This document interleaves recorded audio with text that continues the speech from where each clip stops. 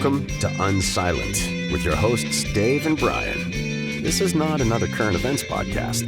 We're digging deeper, diagnosing, and discussing what's really going on today, how we got here, and providing observations for future generations. Welcome to Unsilent. We're Brian and Dave. We love to hear where you think we've got it right and where we just don't have our fingers on the pulse of what's happening in the world. You can do that by visiting unsilentpodcast.com, or Rumble's got a great comments section, or any of the various social media channels, Facebook, etc. So, Brian, we haven't been together for a little bit. The world kind of stopped while we paused for a week or so. I appreciated while I was on vacation that there was no discussion of nuclear fallout anymore. Like all that stuff kind of was put on hiatus. I appreciate the universe cooperating. Yeah, that was good. Yeah, there was no civil war. There was no invasion of Taiwan. So, it's the small things in life that make it work. Stock market's still at all-time highs. Like everything just, they're still the typical infighting in Congress and everything just plugged right along. Like I wasn't even gone. Business as usual. It's almost like the universe didn't care that I was gone, Dave. No, that couldn't be. So I was on vacation. I didn't save a whole lot of stuff, but I got a couple of things that I think are kind of funny here. I know you got some more serious stuff we'll get into, but there is the last time I saw you, which was I think 3 weeks ago or so. Yeah. I was talking about, we were talking about the gerrymandering thing, and I threw out some numbers that I didn't have the data in front of me. Well, I have some of the data in front of me now. Okay. And then, there's this whole thing about how Texas, the Democrat legislators left because there was going to be this gerrymandering. And I still am curious, all these things like this that are popping up. And there's like every week there's a couple. There's 90% of Americans had no idea what gerrymandering was a month ago. Yeah. Right. And then all of a sudden it's this big uproar. Right. And my question is always, well, what year did this become an issue? It's like the same with like slavery and like all these things all these argument things we have, like what year did that become an issue? Because if you when I put it in that context, it's kind of like, okay, this is silly. Why are you choosing now? And it seems to highlight that it's a partisan issue. But I threw out some statistics and numbers that I knew weren't right, but I was going off memory. But so this is the percentage of the vote in these states, and there's only a handful here, and the number of Republican seats they have in their state legislature. Yeah. Right? I'm sorry. No, this is congressional redistricting. So Massachusetts, 36% Republican, 0 seats. Connecticut, 42% Republican, 0 seats. Maine, 46% Republican, 0 seats. New Mexico, 46% Republican, 0 seats. New Hampshire, 48%, 0 seats. Rhode Island, 42%, 0 seats. Vermont, 32%, 0 seats. Hawaii, 38%, 0 seats. Delaware, 42%, 0 seats, right? So now those are all the zeros. And then we move on to California, 38%, 9 of 52 seats, which is 21%. Mm-hmm. Illinois, 44%. 3 of 17 seats, 17%. So 44% vote that way, 17% of the seats are reflected. New York, 43 and 27. Maryland, 34%, 1 of 8 seats, so 12.5%. New Jersey, 46%, 3 of 12 seats, so 25%. And Oregon, 41%, 1 of 6 seats. So again, like all these issues, like, okay, well, what year did this become an issue? Because, for the guy who lives in New Mexico that is dominated by a couple cities, the guy who lives in Eastern Oregon is dominated by a couple cities. Right. His vote hasn't counted for decades now. So exactly. What was it an issue then or not so much? It only became an issue, of course, when the Republicans said, hey, we're going to do that too. Yeah. Yeah. And again, not that I don't like any of this stuff. No. It's also kind of silly, in my opinion, to cry foul in the halfway through the fourth quarter and how the rules are played. Right. Well, I mean, you got to look at it. It was always going to work out the way it worked out in Texas. I mean, they left there. They can't stay out of state forever, right? I mean, that wasn't ever going to be a real thing. Right. So it was always going to work out the way it did. But so you got to look and say, well, then what was the real goal here? The real goal was not to change the outcome of the redistricting effort. That was never the goal. The goal was to raise money, to generate outrage, to, Yep.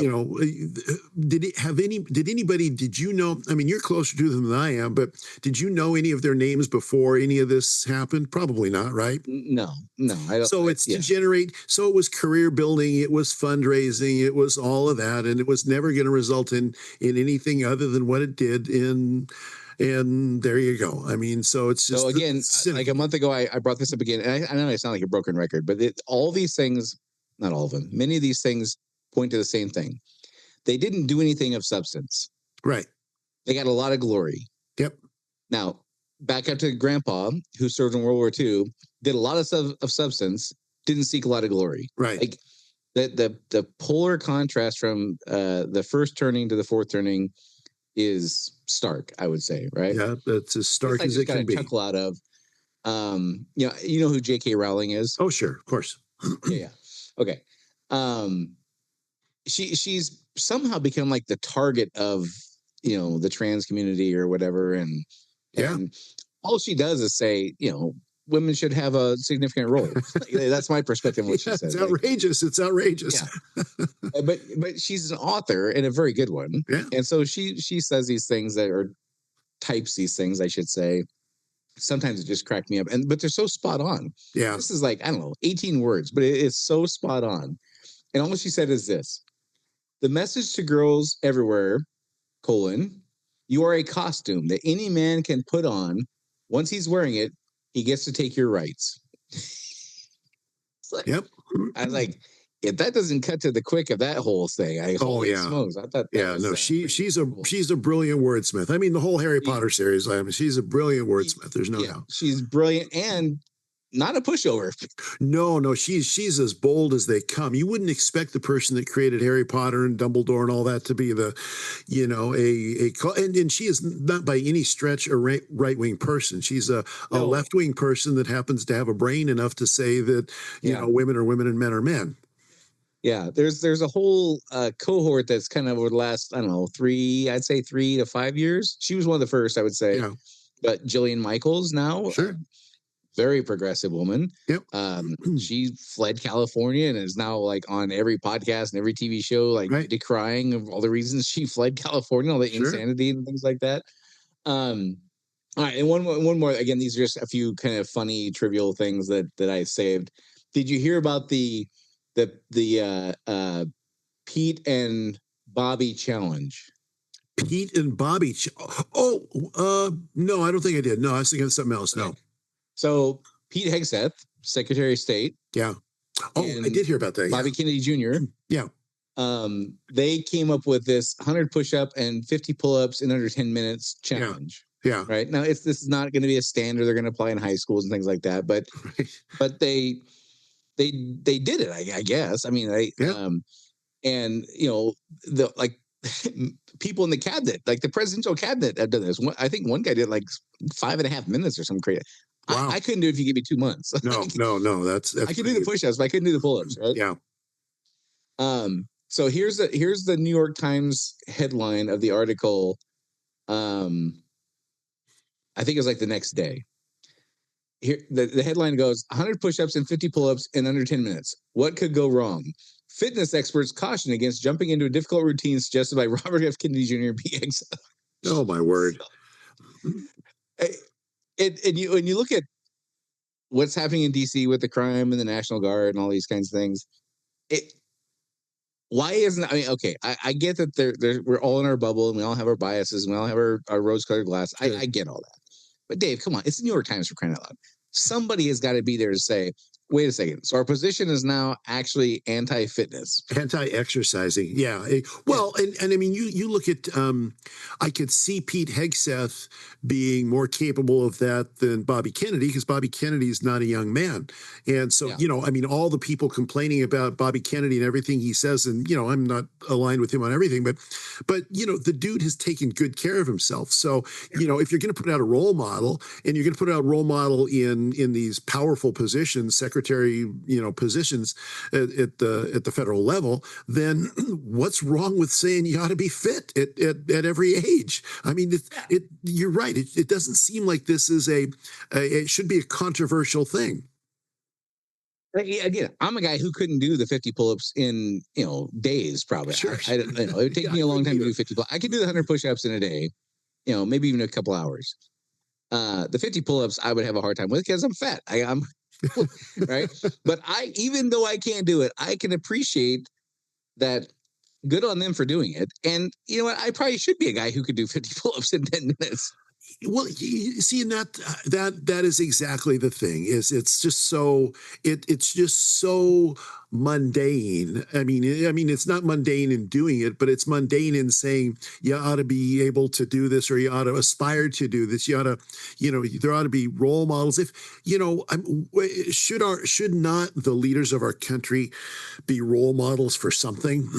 I mean, wasn't that a healthy thing?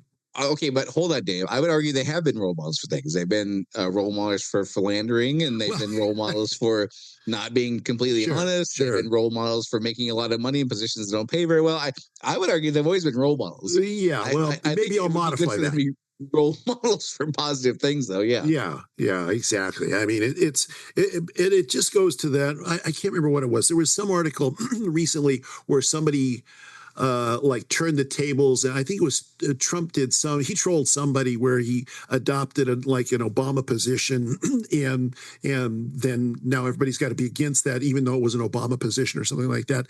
So I mean, it's just this whole knee-jerk tribalistic response to anything that somebody on the other side did. So, oh well, they like kittens. Kittens are Hitlerian. That's something like that. Yeah, well, it was like a month and a half ago.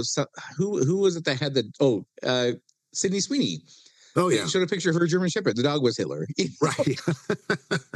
Because Hitler had dogs, so that means it's all the same, Right. Yeah. I mean, the encouraging part of all this is that now it's okay for the normies, for you and me and everybody else that's kind of just your average everyday person, to look at that and say, you guys are idiots. You're just idiots. And I think more and more, I think most people now, unless you're so far inside that kind of, leftist progressive bubble, I think people just look at that and say, yeah, Sydney Sweeney, she's cute. She looks good in jeans. Shut up and go away. Yeah. I think that, and I'm being sincere about this, I'm not being sarcastic, that even though I think they're absolute lunatics for taking these positions, it does bother me that they are destroying the need for true experts. Sure. They're just, being an expert now it's becoming less and less meaningful all the time, because the experts are the ones taking these ludicrous positions. And so people don't trust experts nearly as much as they did 7 years ago, I would say, for sure. Or actually, I should rephrase. 7 years ago, I'd say. And even a little bit before that, but certainly with COVID and all that kind of stuff. With COVID, sure, exactly. That blew the doors off a lot of this stuff. But at some point, I gotta think people's egos would just step up and be like, okay, well, I want to be known as an expert, not as a thought provoker on obviously lunatic ideas. I don't know. I guess I just don't understand human nature. Well, I think it's kind of like I'd rather rule in hell than serve in heaven kind of idea, where it's like I want to be an expert, but I want to be thought of as an expert in my little micro tribe here. That they're going to say I'm brave and I'm courageous and I'm fighting the man and all this kind of stuff. So I think it's kind of that sort of philosophy behind that. But you're right. It is. It's an actual dangerous thing, and that is because there are organizations that exist like the CDC and the WHO and other organizations that are populated with experts, that it would be really, really handy to have a trust in and to have faith in when bad things happen, because it turns out that as humanity, bad things do happen sometimes. Things that are and if we get to a point where, and we're kind of there, if we get to a point where, let's say there is another pandemic of some sort, and it's a devastating thing, and a whole bunch of people say, fool me once, shame on you, fool me twice, shame on me, and they're just, well, you're just, all you experts cried wolf, and it didn't turn out to be that way, and you shouldn't have vaccinated anybody under 65 anyway, unless they had comorbidities, and people die as a result of that. So the experts, I've talked to people about this. The experts, one of their key attributes has got to be to communicate effectively and to communicate what they don't know, and to not just position themselves, but to position what we do and don't know. I mean, if they all came out, if Fauci came out back in the day, and we just did a repeat of an episode on why don't people trust the experts? That's when we did while you and I were off. And if Fauci had come out and said, well, we should probably stay away from each other. I don't have any data to back this, but why don't we just stay 6 feet apart from each other? That seems logical. I would have said, yeah, that seems logical. That makes sense. Yeah. But now we find out, kind of made it up. You find that in retrospect. And it wasn't a suggestion. It was, you would lose your job. You would lose you would get canceled. You would be banned from the restaurant or the grocery store or whatever. Exactly. Yeah.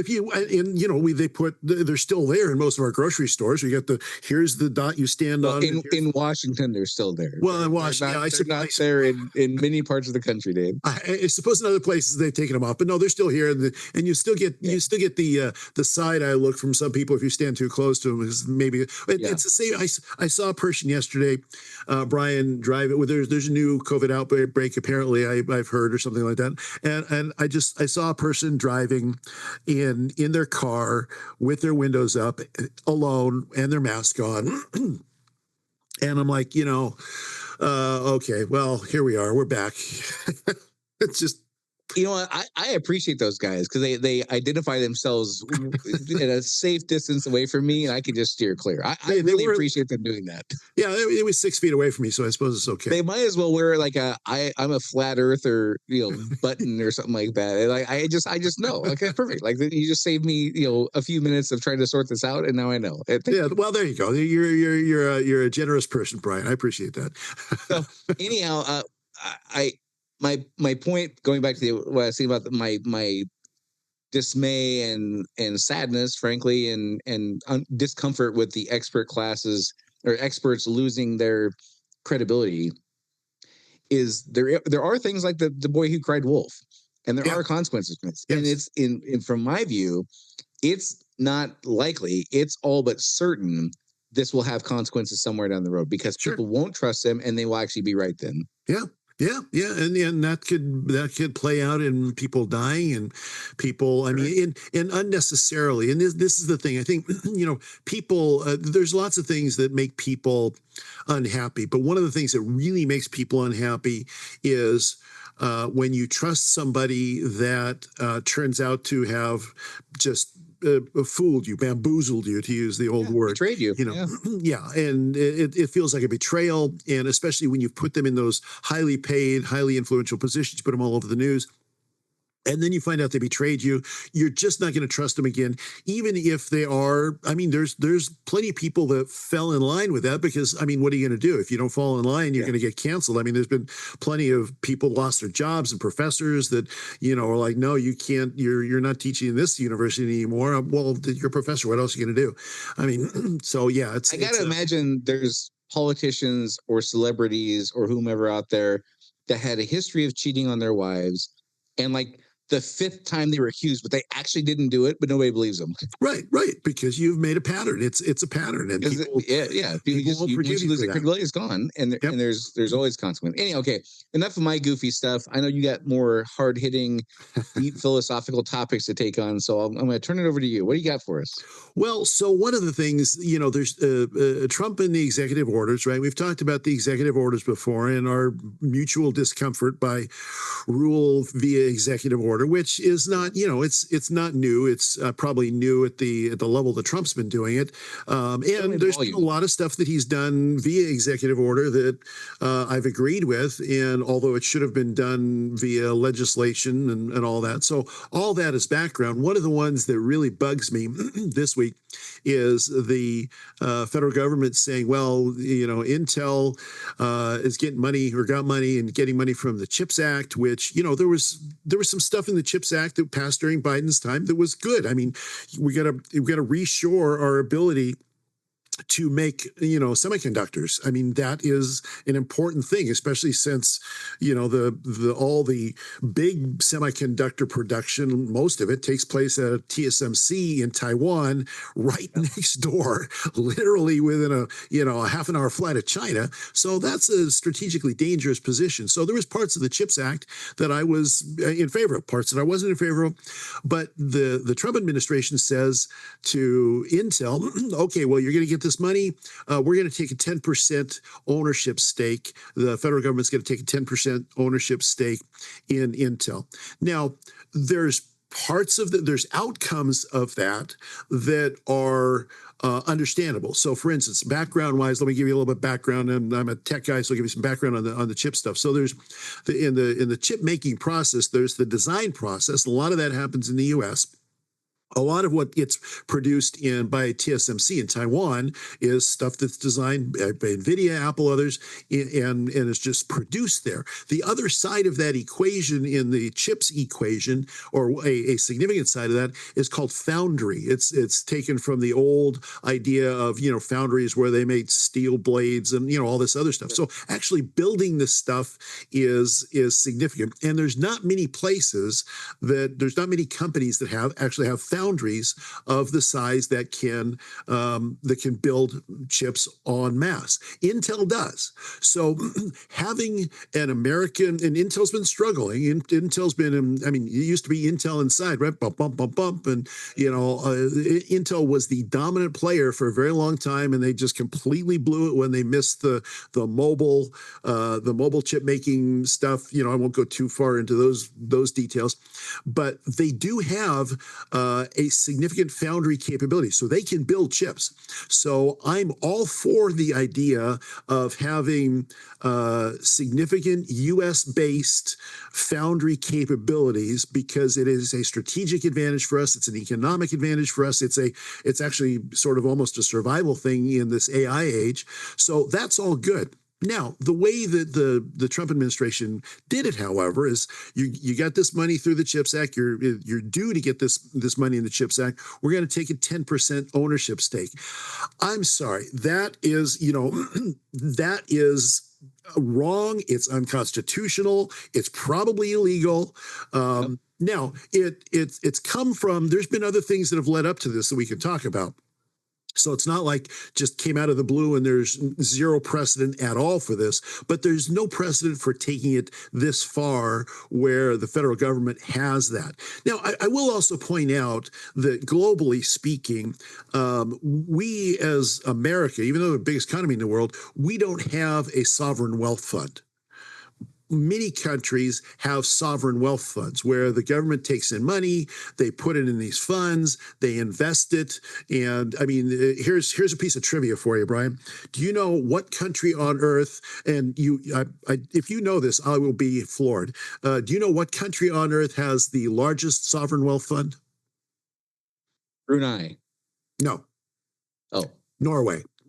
Norway, okay. Norway. It's like $1.9 trillion. Oh my! All right. The reason they have a big sovereign wealth fund is the same reason that Saudi Arabia has a big sovereign wealth fund. Norway has North Sea oil, and they have insane amounts of money that this little tiny, beautiful little country pulls in, and so they invest this money and they take ownership stakes. Their sovereign wealth fund does, just like many countries on earth do. So I don't have a problem necessarily with countries having sovereign wealth funds, but we don't here. We Yeah. are a capitalist society where capital is a private thing, and the government can regulate it. The government can take taxes. The government can offer tax benefits. I mean, there's things that could have been done with Intel that would not have involved us taking these positions. Now, the left is saying, "Oh, this is fascism. It's controlling the means of production."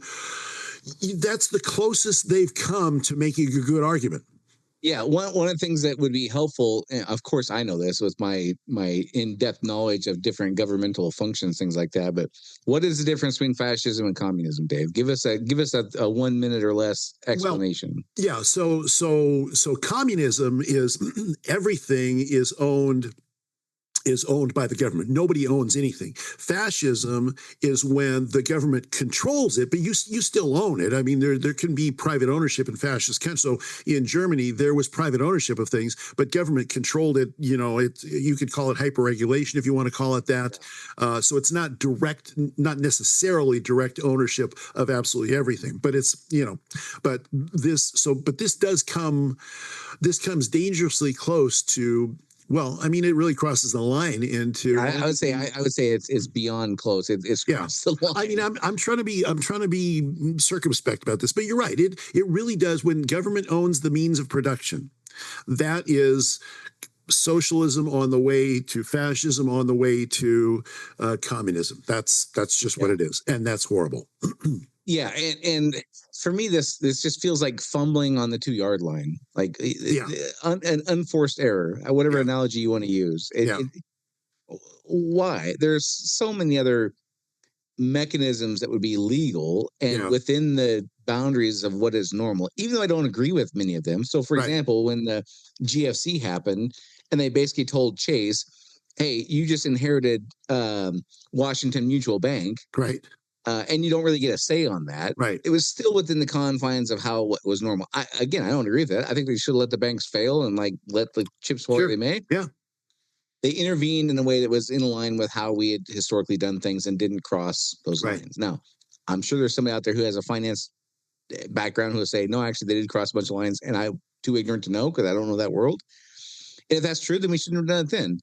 But there's incentives, there's tax rebates, there's all kinds of things you could do to have the same likely outcome without crossing that red line. See, and that's the thing that drives me completely nuts about this, because they could accomplish literally the exact same outcome through guaranteed government loans, perhaps through tax incentives, through or government incentivizing contracts. Other companies to invest in that company, just like they did with Chase, and you now inherited Washington Mutual Bank that was going to fold. Like, hey, good news, you got a bunch of new branches.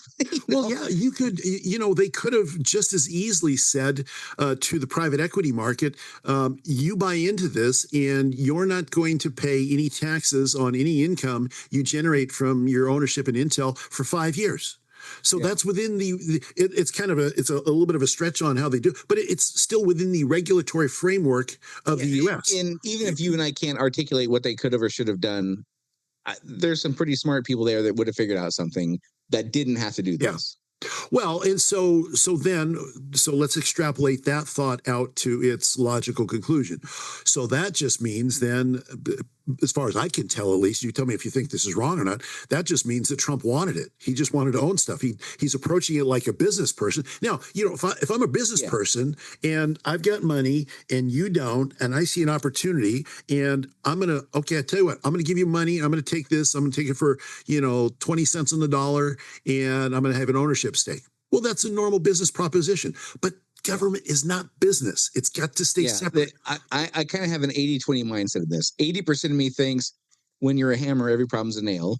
Sure. And when you're a business guy, every solution is just about mergers and acquisitions and, trade. And okay, so this is his wheelhouse. This is what he knows. So it's just like the natural thing to do. The 20% of me says, all right, but he has a history of being pegged as doing one thing when he's really doing another. Sure. Right. And so maybe the full story is not being quite told 100% straight up, because on a topic like this, for Kenny G, the guy in the future we're talking to 70 years in the future, who's wondering what the hell's wrong with us as we go through this era, you have these media camps. On the left, you've got MSNBC and CNN who are going to say he's a fascist. And I would argue if the facts as you laid them out are accurate, which I assume that they probably are, they have a pretty compelling argument for that. I would have to say, yeah, they're probably right. Yeah. And then you got the opposite end of the spectrum. You got the Fox News and the Fox Business, where even if it was the wrong thing, they wouldn't say so. Right. Yeah. Right. Because they have to stay true to their tribe. Right. There's a whole bunch of stuff that gets missed in the middle of those two 10% Sure. extreme camps. Sure. And it's happened enough where he says he's going to do it like the running. I'm going to run for a third term. Okay. Like that has been used against, and you can almost see the smirk on his face when he's saying it. Right. Yeah. There's enough little things like that where we find out after the fact, well, actually, here's what the actual end game was. And actually, here's what we found out later on.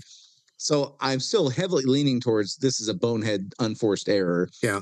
But I'm also reserving that 20% judgment until, 6 weeks passes so we find out the rest of the story, if there is a rest of the story. It could very well, and it could be, and I hope it is, because I think the danger of this. Now, let me just add, before I go into the danger of this, let me go into a little bit more background.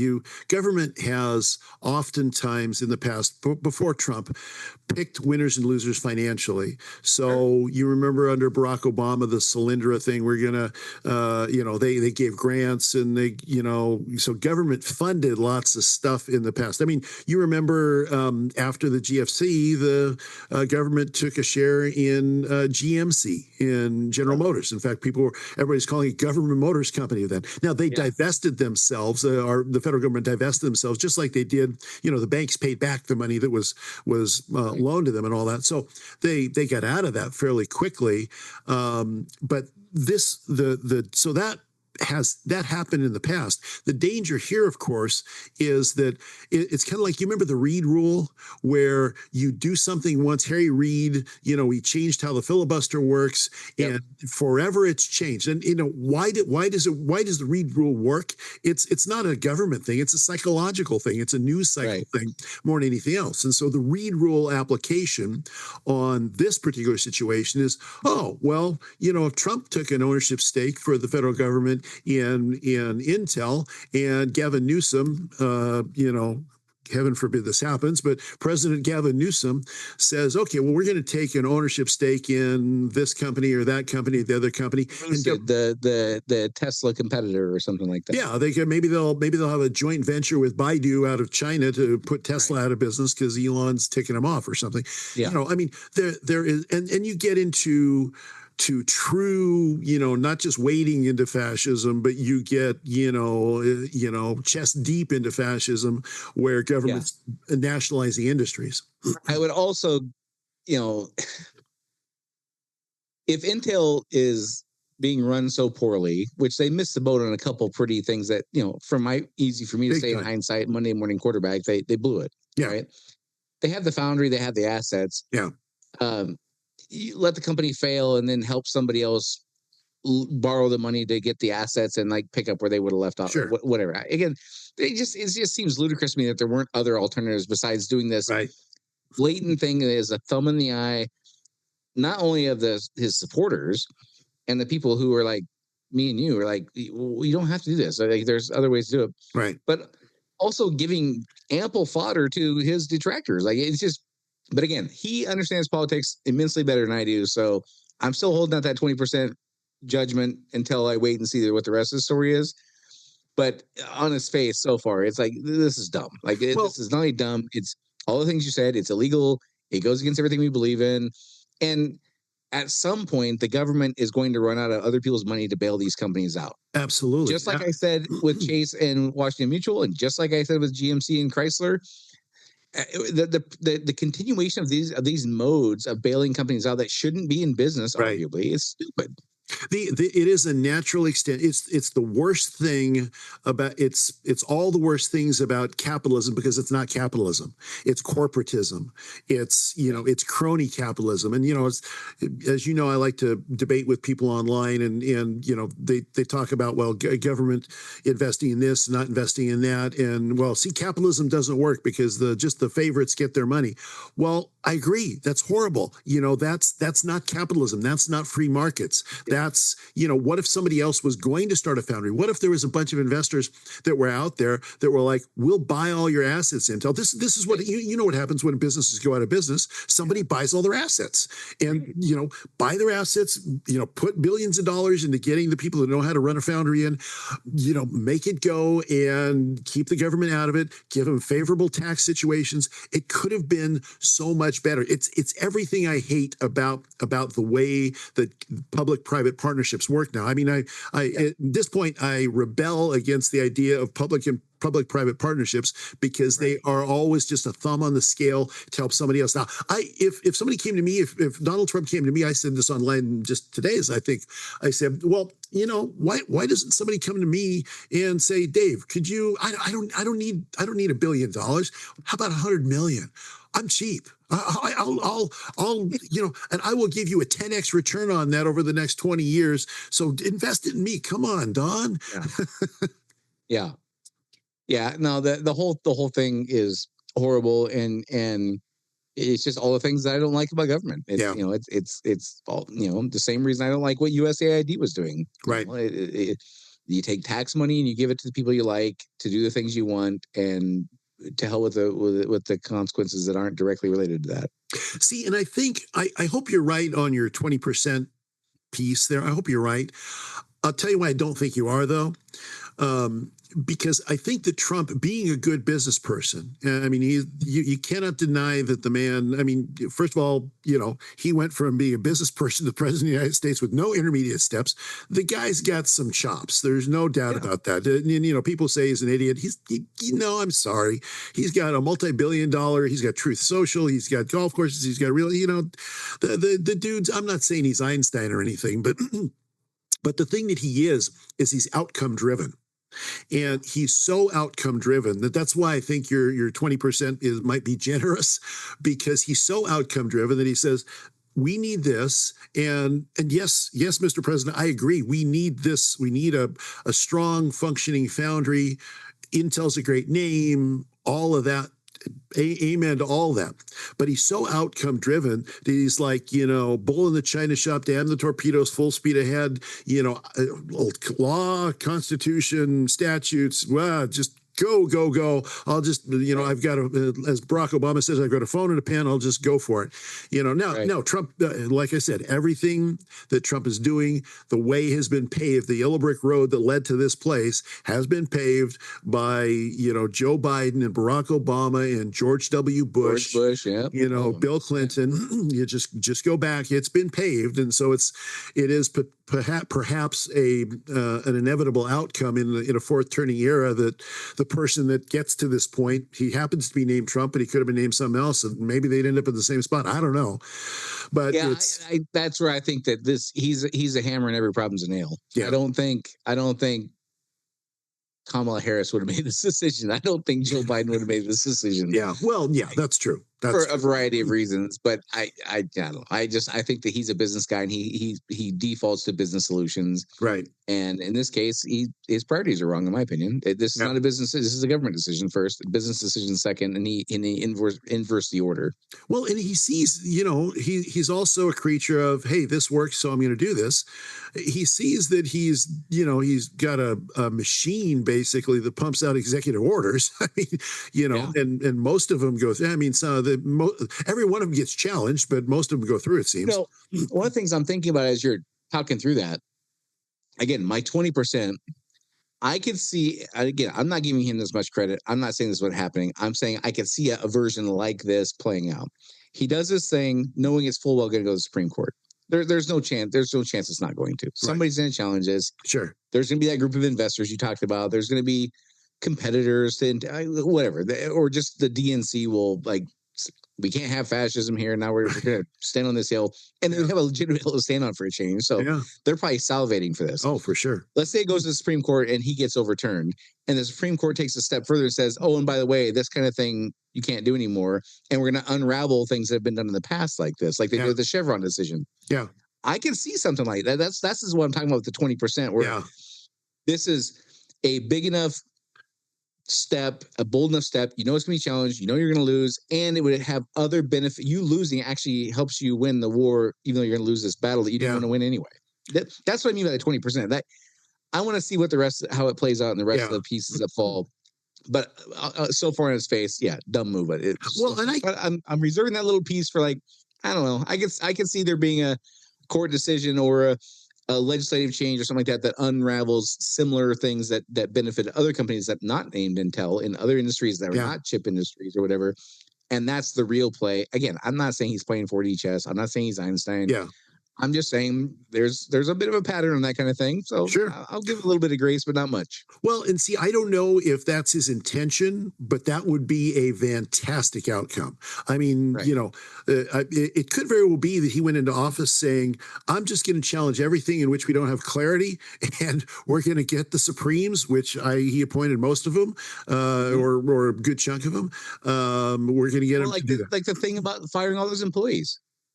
The presidents had been reluctant to do it for years. Yeah. He did it. It went to court.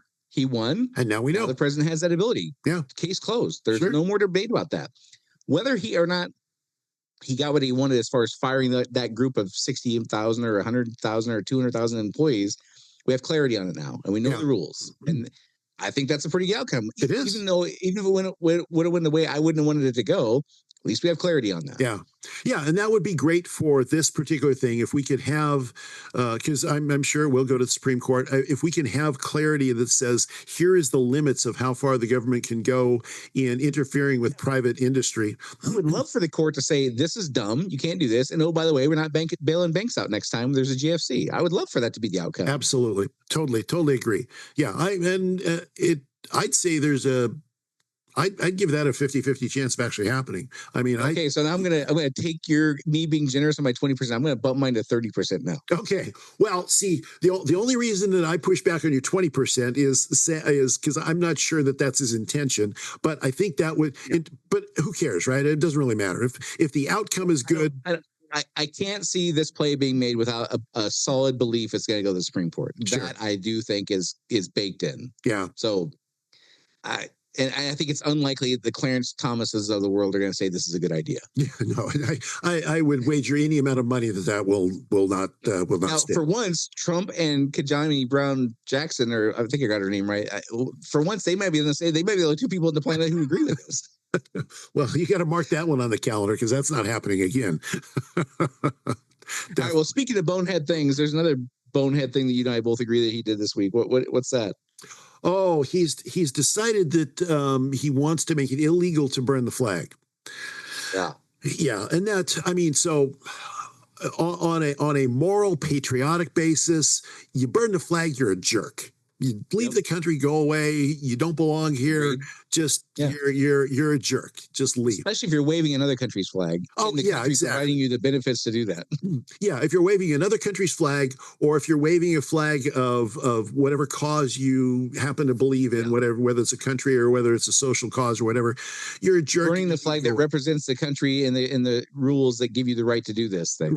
Right, exactly. That said, even though on a moral basis, I think you're an idiot and you should leave. We do the foundation of everything we believe here. The foundation of our entire society is free speech, more than any other country that has ever existed, more than any country, any Western country that exists, certainly more than any other country that exists. And so, making that an actual crime and punishable in criminal court is.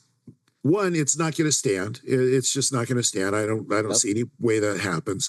I think it's probably another, it's another bone to the base. It's another kind of, I think so. I don't see a lot of people cheering for this. Well, no, I mean it's true. I mean the kind of right wing commentariat are not in favor of this, so that's true. I mean, why do you think he did it? Tell me what do you think? Why do you think? Again, I got the same perspective on this as the last thing. I agree with everything you said. I can't imagine very many situations. There are some, like if we went like full on communist, I might be inclined to display my rage. Sure. Short of something catastrophic like that, there's not any situation I can imagine burning the flag. I think it's disrespectful to people who died serving this country. I think it's disrespectful to arguably the best set of ideals that ever founded a country. I think it's disrespectful to all the benefits that people who live here get that nobody else on the planet. I think it's horrible and dumb, and I would probably never do it. Yeah. And I personally don't care for the people who would be inclined to do that kind of thing. Yes. That said, the only point of free speech is protecting speech I don't like. Yeah. And this falls squarely in that camp. I do not want to hear people talk about this, and I fully support their ability to do it. Yeah. Right? So just like the last topic, I'm in the 80-20 camp on this because, again, with this one in particular, the Supreme Court's already ruled on this. Yeah, they did. Yes, that's right. They did. So I can't imagine the J.D. Vances sitting at that table and what's her name? The Attorney General, Pam Bondi. Pam Bondi, yeah. I can't imagine those people sitting around and going, "Oh yeah, this is going to fly." There's zero chance in my mind that that this is happening with the belief they think it's not going to be overturned. So again, it's like, okay, on its face, so far, dumb. I mean, like this is even dumber than the last one, in my opinion. For sure. Because people on his team are not cheering for this. Right. The Intel thing, I don't think people understand well enough to have an opinion, a strong opinion one way or the other. This people get immediately, and they know they probably know they don't like it, right? But think of some other things where free speech has been impinged upon for conservative folks over the last, let's say, 5 to 10 years. Oh, sure. Right? I mean, COVID all over the place. People praying outside of abortion clinics, parents speaking up at school board meetings. Okay. So again, I'm not suggesting this was happening. I am suggesting I don't believe there's a chance in hell that they did this thinking the Supreme Court would let it fly. And I don't believe there's a chance in hell they did this thinking it wouldn't go to the Supreme Court or whatever court is necessary to strike it down. I don't think that's part of the play here, that they're just going to they did this thing and they think it's just going to roll through and it's not going to be stopped. Right. I think they absolutely know it's going to be stopped. So my question is, and again, I don't understand how the government works well enough to even know if this makes sense. But let's say I wanted to get the court to rule on people praying outside of abortion clinics and get them to say that's free speech. Well, if I'm in charge of the Justice Department or whatever, a lot of attorneys are going to go argue to the Supreme Court about how flag burning should be okay. I might wrap all these things into one topic. I might say things like flag burning, things like prayer outside of abortion clinics, things like speaking up at school board meetings. Those things should all be illegal. And the court goes, no, you're absolutely wrong. Those things are all absolutely legal. And boom, now we solve the other problems indirectly, that there's no harmed parties currently that maybe on the docket for the Supreme Court, because you can't take things to the Supreme Court unless you have a harmed party. Right. That much I do know. Yep. Maybe those things have all run their course and they all got thrown out or ruled against or whatever it was. So maybe this whole free speech thing gets wrapped up in things like the government reaching into Facebook and reaching into Twitter. Like, who knows what kind of things might get wrapped up into a free speech case. Yeah. This one of all of them feels like, if it is straight up, they think they're going to do this, and like I would like, okay, we should be talking like impeachment just for being a bonehead, like that, like, exactly, just for being so obtuse to think that's going to fly. I don't think that's on the table. Yeah, I think they know it's going to be challenged. I think they know we're going to lose. So again, I want to wait and see what else gets wrapped up in this, and what does the court decide is okay free speech that up until yesterday for the last 10 years the government has said is not free speech anymore. Right. And if that ends up to being the case, I mean, if the playbook is, if that is the outcome, then I think you could come up with, everybody's trying to come up with what's the Trump doctrine, what's the operating system, or does he just kind of shoot from the hip? If the doctrine is let's do something outlandish in order to bring something to the court so that we can have clarity at an outcome, and especially with a court that's more friendly to our side, then that would be brilliant. I mean, that would be or to go and you control the attorneys who represent your case and go tank the case and wrap other things in it. Sure. Yeah, right? I mean, that would be brilliant if that's the case. I'm not saying that that's what's happening here. I've not heard anybody suggest that's what's happening here. I'm just saying that's the kind of thing that makes more sense to me than thinking this is going to go to the Supreme Court and not get overturned. Well, That makes zero sense to me. Right? I'm sympathetic to that notion because he is surrounded by lots of very bright people, Yep. and the only reason those very bright people would not say something is if they're so scared of him and they're just waiting him out. But I just don't think that's really the case. Not only surrounded by a bunch of very smart people, which I agree with that 100%. I think this cabinet is one of the smartest. Whether you agree with their politics or not, I think their intellect is on a higher level than we've seen in decades. And oh, by the way, most of them, if not all of them, are attorneys. Yes. Oh, yeah. Okay. So my other thought on this is, could you make a plausible, compelling case, Dave, that the United States government is the most powerful entity on the planet? Easily. That's, I think, objectively true. Okay. And could you also make a plausible, compelling case that entity abuses power over the last 10 years? Easily. Again, objectively true. So what other force on the planet could combat that entity other than itself? Yeah, no, that's absolutely right. And the only part of the government that can do that, the legislature has abrogated most of its responsibilities, they're not even trying to be players in this point. Yeah, no, they're not. As far as I can tell. Yeah, right? No, exactly. So the only thing you got is the court and the executive. Yeah, those are the two branches running the government at this point. Yep. Okay, well, you have control of both. Again, I'm not saying that these are things that they're likely to do. I'm just saying that far-fetched idea of wrapping the abortion clinic prayer and the parents at school boards and the government reaching into Facebook with all these secret CIA groups, and that makes way more sense to me than them believing the Supreme Court's going to just let this fly. Well, the other thing that argues for that interpretation, for that understanding, is what you remember when J.D. Vance, when the VP went to Europe and basically said, "Look, guys, you and free speech are you're on the outs. You're not, I mean, so it's obviously, and there's no doubt that Trump knew what Vance was going to say to all the most powerful people in Europe. Obviously that was coordinated. So so that does argue for the idea that it's very important to the Trump administration to push free speech, and it also does argue he said that tariffs were the most beautiful word in the English language. He does outlandish things on every day ending in Y. He does something outlandish to achieve a worthwhile goal, to achieve what he believes is a worthwhile goal.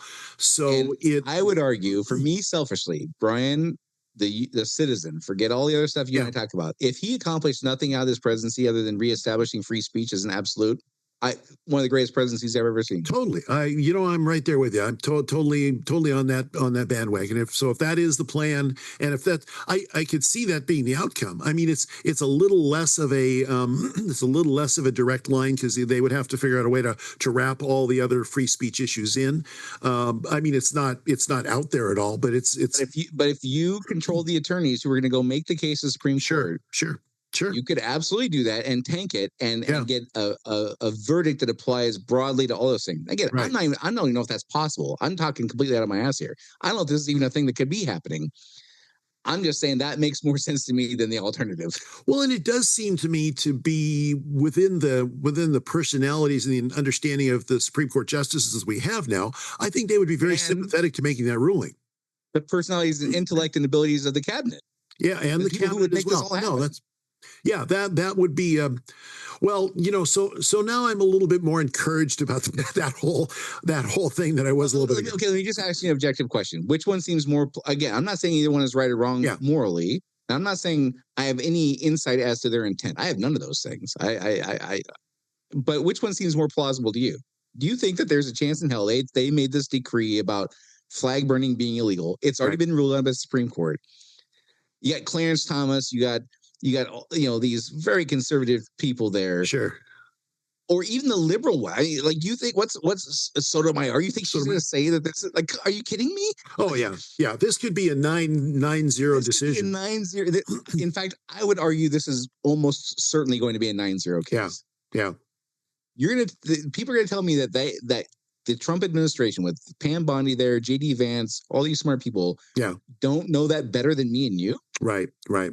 No, I think you're right. I think that's I think you're right on that. I don't think that they honestly believe, especially since the Supremes have already ruled on that once before, and this would just be a more of a clarifying ruling than it would be anything else. I mean, their position on this, the Trump administration's position on this is sure that's true, but if it incites violence, then that could be just an excuse to get before the Supreme Court to say no. I still don't believe that they honestly earnestly believe that that's going to hold. Yeah, no, I agree with you. I think that's true, and that would be a monumental outcome. That would be an incredibly good outcome. What other entity in the world could take on the U.S. government besides the U.S. government? There's none. There's none. I could again. I don't know this to be true. I don't know how the levers of government work. I mean, what you and I talk about here is mostly speculation on my part and just a eyewitness to a crime. What it feels like most of the time, right? But if you have the levers of power for the two branches running the government and you can tank one of them so the other one won, right? And that might be your only way to get the outcomes you need because the legislature is not going to pass laws on free speech. They're not going to say abortion prayer is okay and all that. They're not going to say parents have rights. That's not on the table anymore. Exactly. You have to play the hand you're dealt. Yep. Well, if I could tank my case and win the bigger victory and get free speech established as an absolute again, I can't think of very many things I wouldn't conniving. Trickery. I can't think of very many things I wouldn't do if I was the president. Yeah, no, that makes perfect sense, and that would be an incredibly good outcome. That would be an outcome for the ages. I mean, really, because that would survive. I think even a fourth term. Blow away the Abraham Accords in my mind. That would blow all these other things that he takes credit for. Some earned, some not. Yep.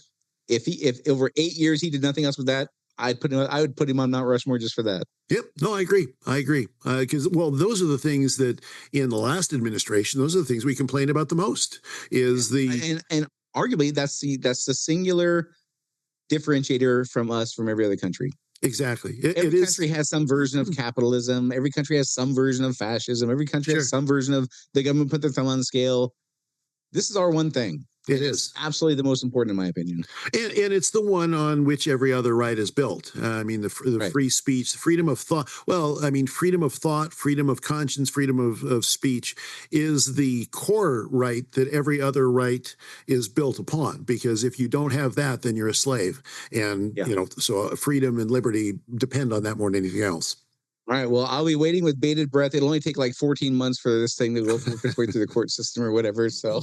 Well, we'll see. I mean, the thing about the executive orders is that oftentimes they can get fast tracked. So it's very possible that they fast track this. And the problem that the Supreme Court has is they can only, and this argues again for your case that you're making here. The problem that the Supreme Court has is they might all feel something deeply that they want to do, but they can't do it unless somebody brings a case. And so, I'm not suggesting any collusion between the executive and the Supremes, but they would probably be like, yeah, let's fast track this one because we really want to get on that bandwagon.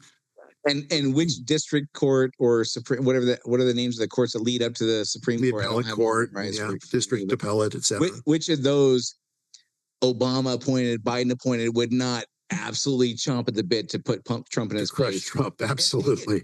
This is the government working against itself, maybe unbeknownst to itself. Right. The left hand, not the one with the right hand's doing kind of a thing, right? Yeah. Yeah. No, that could very well be. I wouldn't be surprised if it happened very quickly. So hopefully that's the case. And I hope my crazy ass theory is right. Well, let's just send a link to we'll send a link to Carolyn Levitt. And Pam Bondi takes most of my calls, not all of them, but she takes a lot of them. So I'll just send over to her. Okay, yeah, just get with Sister Pam on that. Yeah. All right. Well, as Dave mentioned in the beginning, if you think we're completely ludicrous, which you might think I'm completely crazy after this episode. We'd love to hear that. If you think we're on point and you think we're properly explaining to future generations what this moment in time is like as we live through this crazy era, we'd love to hear that too. You can go to unsilentpodcast.com. Rumble has a great comment section. And with that, this is Dave and Brian signing off. See you next week. Do you want to be unsilent? Make your voice heard on our social media channels and share where you think we got it right or wrong. Go to unsilentpodcast.com for social links so you can join the discussion.